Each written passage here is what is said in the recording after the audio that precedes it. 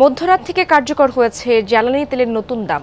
Diesel ও কেরোসিনে বেড়েছে 1 টাকা, petrol ও অকটেনে litre প্রতি 2.5 টাকা। জ্বালানি তেলের নতুন দাম নির্ধারণের পর প্রজ্ঞাপন জারি করেছে বিদ্যুৎ, জ্বালানি ও খনিজ সম্পদ মন্ত্রণালয়। এতে প্রতি লিটার ডিজেল ও কেরোসিনের দাম 106 থেকে হয়েছে 107 টাকা। পেট্রোলের নতুন দাম প্রতি লিটার 124 টাকা 50 পয়সা এবং অকটেনের 128 টাকা 50 পয়সা নির্ধারণ করা হয়। পৃথক প্রজ্ঞাপনে বিদ্যুৎ উৎপাদনে ব্যবহৃত গ্যাসের দাম প্রতি ইউনিটে 75 পয়সা বাড়িয়ে নতুন দাম নির্ধারণ করা হয়েছে। গত মার্চ থেকে বিশ্ববাজার বিবেচনা করে স্বয়ংক্রিয়ভাবে জ্বালানি তেলের মূল্য নির্ধারণ পদ্ধতি চালু করেছে সরকার। সেই হিসেবে প্রতি মাসে নতুন দাম ঘোষণা করা হচ্ছে। তেলের দাম বাড়ায় গ্রাহক পর্যায়ে আছে ক্ষোভ।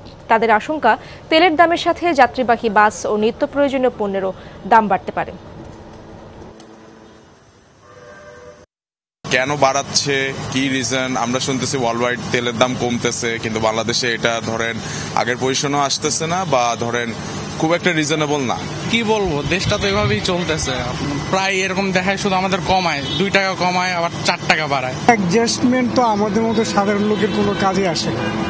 কখন বাড়তেছে, কখন কমতেছে, এটা তো আমাদের উপরে এফেক্ট করে না। দর্শক, এ বিষয়ে আরো জানবো সহকর্মী আকলাকুস সাফার কাছ থেকে। তিনি যুক্ত হচ্ছেন রাজধানীর মহাখালী এলাকা থেকে। সাফা, জ্বালানি তেলের মূল্য বৃদ্ধি নিয়ে গ্রাহকদের প্রতিক্রিয়া আপনি কি দেখছেন? গ্রাহকরা কি বলছেন? এবং এই মূল্য বৃদ্ধির সাথে সাথে তো নিত্য প্রয়োজনীয় পণ্যের দাম বৃদ্ধিরও একটা আশঙ্কা থেকেই যায়।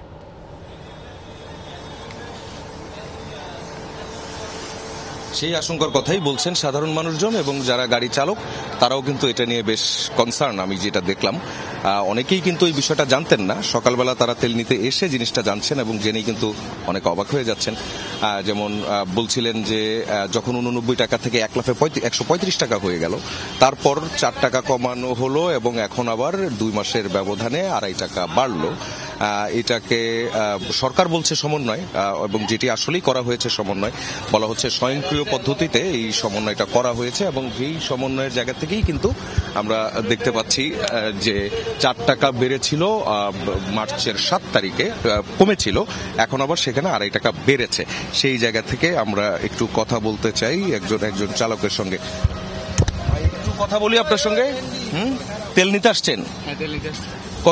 কত টাকা লিটারে নিলেন? তেল নেই নাই, এলপিজি নিছি। দাম যে বেড়েছে গতকালকে থেকে 2.5 টাকা, জানেন? না জানি না, আজকে আমি আইসা দেখলাম যে 2 টাকা 2.5 টাকা বেশি।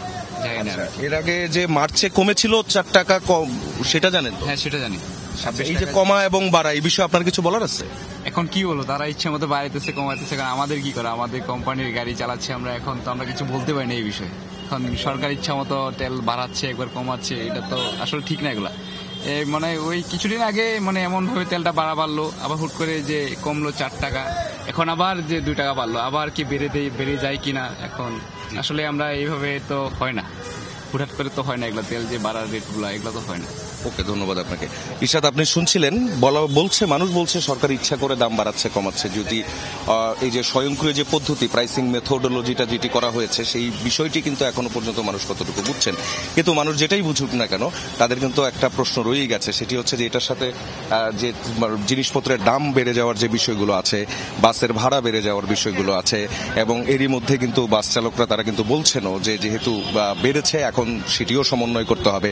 এই জায়গা থেকে কিন্তু যাত্রীদের সঙ্গে যে এক ধরনের ঝগড়াঝাটি সবসময় লেগেই থাকে, এই বিষয়গুলো কিন্তু কোনোভাবেই আপনি অ্যাভয়েড করতে পারবেন না। অর্থাৎ রাস্তায় এই অরাজকতা, নৈরাজ্য অথবা এই ধরনের অভিযোগ অনুযোগ এগুলো কিন্তু লেগেই থাকছে এই তেলের দাম বাড়ার সাথে সাথে। আপনাকে অনেক ধন্যবাদ বিস্তারিত তথ্য দিয়ে আমাদের সাথে থাকার জন্য।